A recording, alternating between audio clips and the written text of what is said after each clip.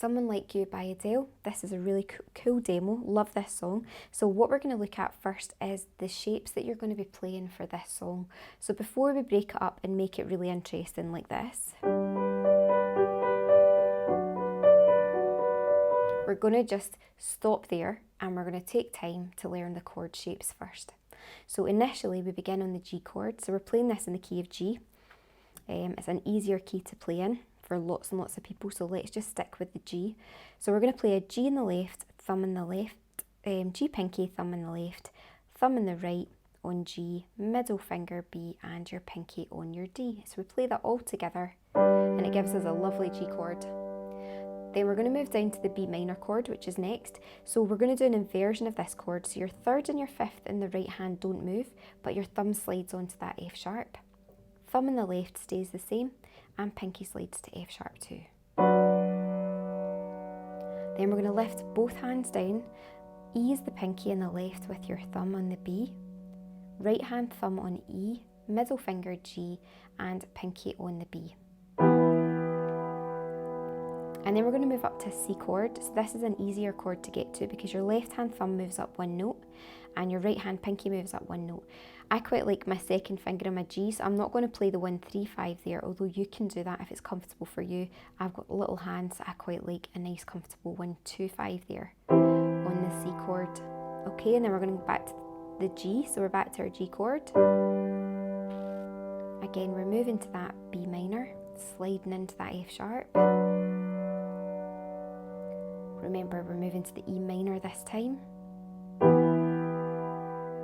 And moving up to our C chord. And then we've got one last round of that, so back to the G. And that will complete our first verse. Slide into the B minor. Get ready for your E minor. And then your C.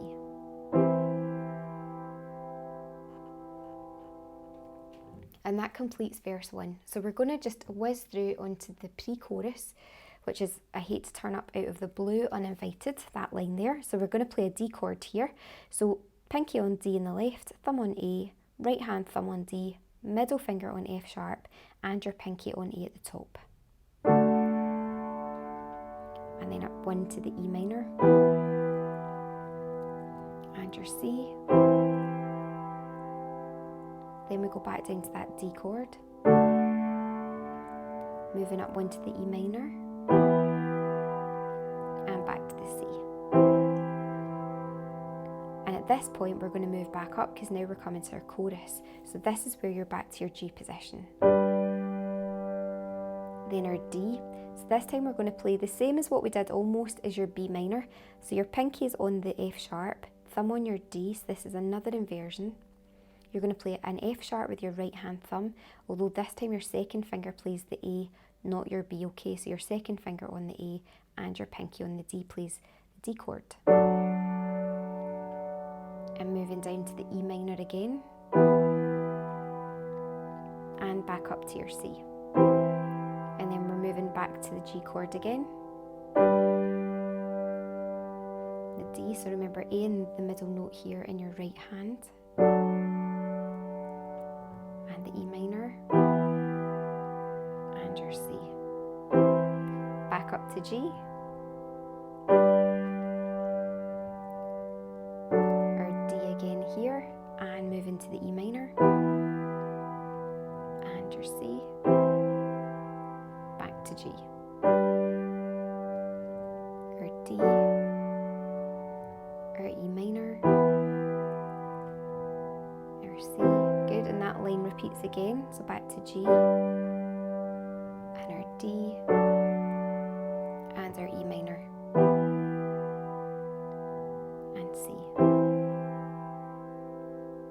And then you would go back into verse 2, which takes you back to what we did at the very beginning. So the way that you can make this a little bit more fancy is if you break up the chord. So what we want to do is play our middle note. You do 1, 3, 5, 3, or whatever finger it is. So it's going to be a 1, 3, 5, 3. And then it's going to be a 1, 3, 5, 3. So you want to be landing on that middle finger, or the middle note, whatever it may be in the chord, before you move on to the next chord. So if we were to just run through that very briefly, you've got your G chord. So we'll do this as though we're doing verse 2, but instead of playing it as solid chords, we're going to break up the right hand. So this is called a broken chord in your right.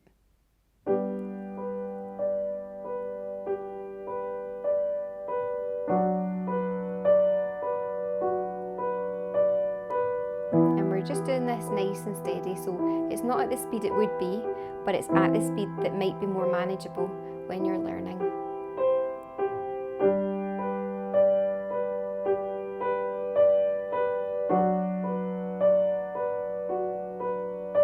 Down to E.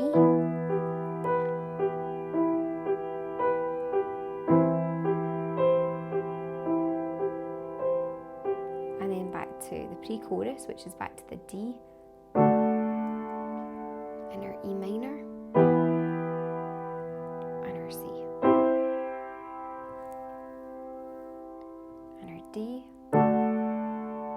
move into the E minor again and our C, and then you're back to your chorus. So I hope you had loads of fun learning that. Take time, as I say, to learn these chord shapes, that your fingers feel really comfortable transitioning from one chord to the next, and that you can get it in a comfortable way, that you can sing the song in your head and that you can hear where the chord's changing. So I think that's the most important thing to do first, before worrying about breaking up that little right hand.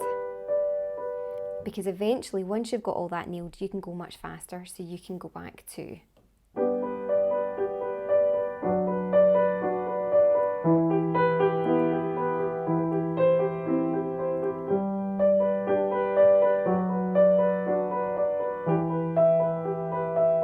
as you can see, I'm just having a little bit more fun moving the chords around a little bit more, but the exact same chords, same notes that I'm playing, but perhaps in a different place.